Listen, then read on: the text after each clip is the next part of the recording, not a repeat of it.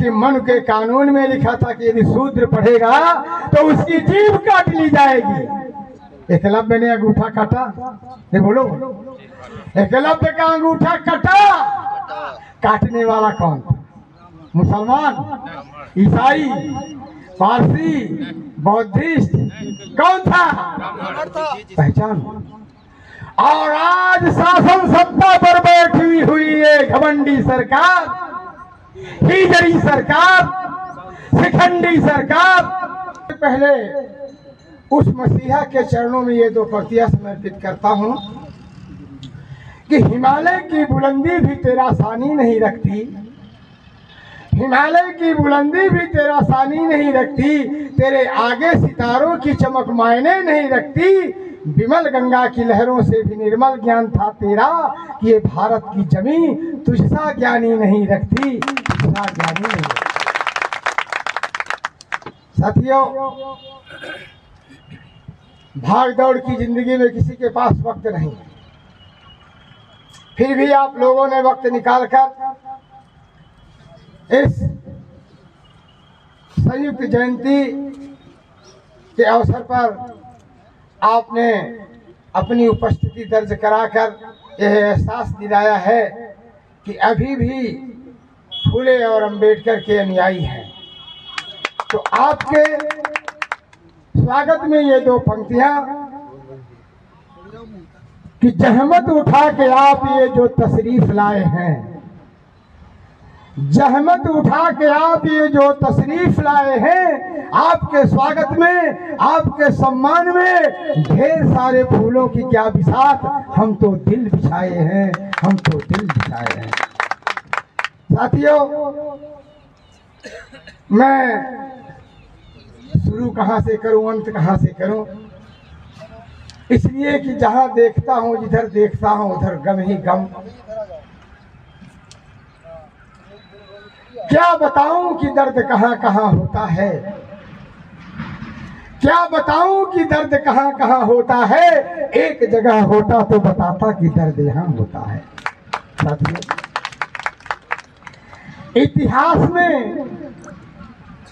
इतिहास के पन्नों को यदि हम पलट कर अध्ययन करते हैं तो आज जो दुर्दशा है, आज हम जिस स्थिति में हैं, वो इतिहास में कुछ और था।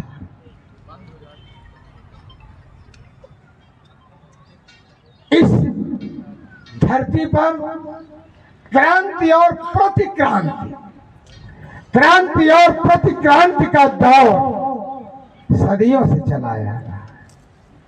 साथियों,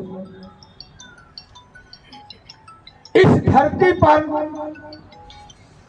आपके पुरखों के 7 विश्वविद्यालय थे।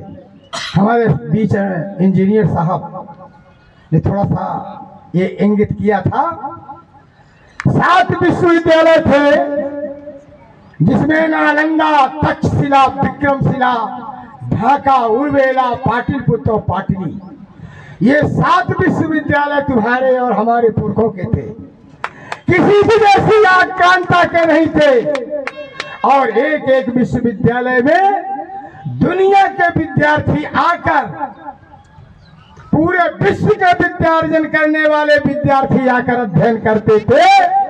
तब इस धरती को, भारत की इस धरती को, भारत की इस धरा को विश्व गुरु का गौरव प्राप्त था। साथियों, लेकिन आक्रांता विदेशियों ने जब इस देश पर आक्रमण किया, आर्य विदेशी आक्रमणकारी आए, तो सबसे पहला आक्रमण उन्हीं विश्वविद्यालयों में किया। समझ लो, दुश्मन प्रहार कहां करता है?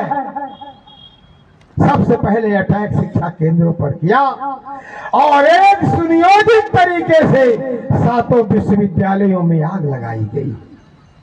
यकीन नहीं होता है आपको? यकीन नहीं होता? यदि परंपरावादियों में ऐसी परंपरा के पोषक हो कि मरने के बाद पिंडदान करने गया जाना पड़ेगा, तो यदि उधर कभी जाना पिंडदान करने।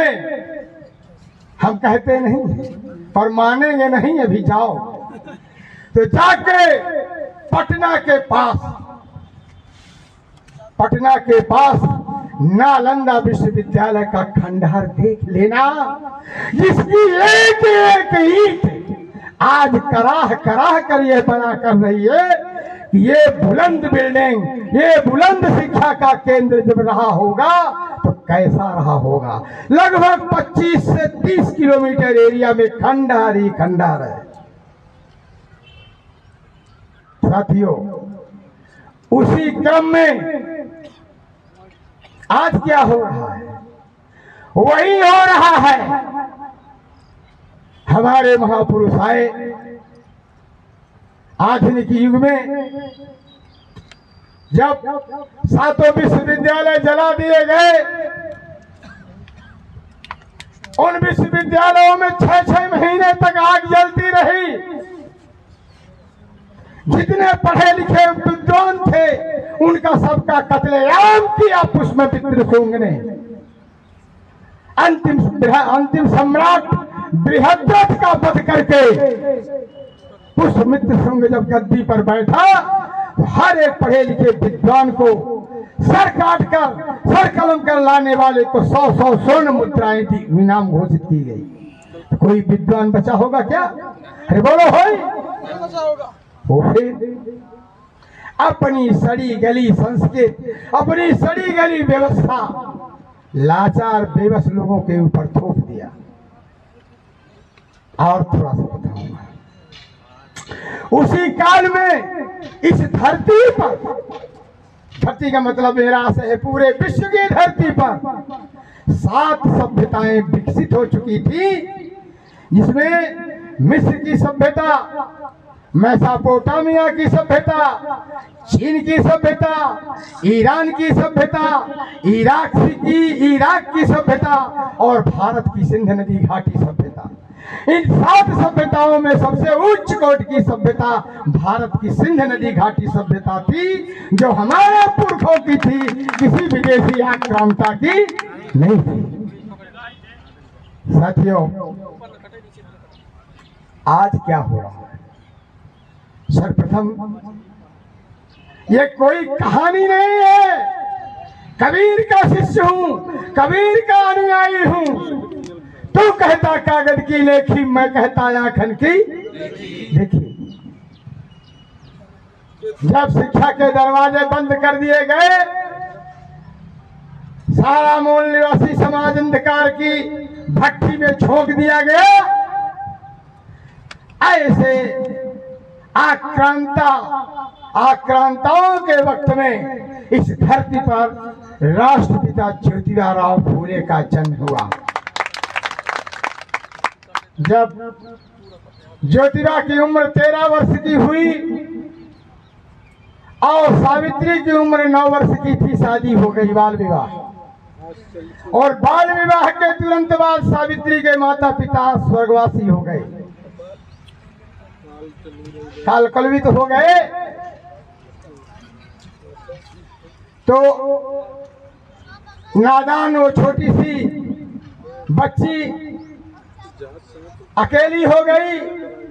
तो ज्योतिराव फूले के पिता गोविंद राव फूले उस बच्ची को अपने यहाँ ले आए। साथियों, अंग्रेजों ने 1935 में, नोट कर लीजिए, अंग्रेजी हुकूमत थी 1935 में, 1835 में ये कानून बनाया कि अब शिक्षा के अधिकार से कोई किसी को वंचित नहीं करेगा। साथियों, उसी क्रम में 1835 से 1840 तक कोई भी मूल निवासी समाज का बच्चा स्कूल में एडमिशन लेने के लिए, पढ़ने के लिए हिम्मत क्यों? क्योंकि मन के कानून में लिखा था कि यदि शूद्र पढ़ेगा तो उसकी जीभ काट ली जाएगी। एकलव्य ने अंगूठा काटा, ये बोलो, एकलव्य का अंगूठा कटा। काटने वाला कौन था? मुसलमान, ईसाई। पारसी, बौद्धिस्ट, कौन था? पहचान। और आज शासन सत्ता पर बैठी हुई है घमंडी सरकार, हिजड़ी सरकार, शिखंडी सरकार क्या करती है? उस द्रोणाचार्य अत्याचारी के नाम पर, जिसने एकलव्य का अंगूठा काटा, उसके नाम पर गुरु द्रोणाचार्य पुरस्कार देती है। सर्व की बात है कि नहीं हमारे लिए? बोलो बोलो बोलो ना। मैं ये वादा करता हूं कि जिस दिन हमारी सरकार बनेगी, संसद में जाकर सबसे पहले यही करेंगे, इस गुरु द्रोणाचार्य पुरस्कार को बंद कराएंगे।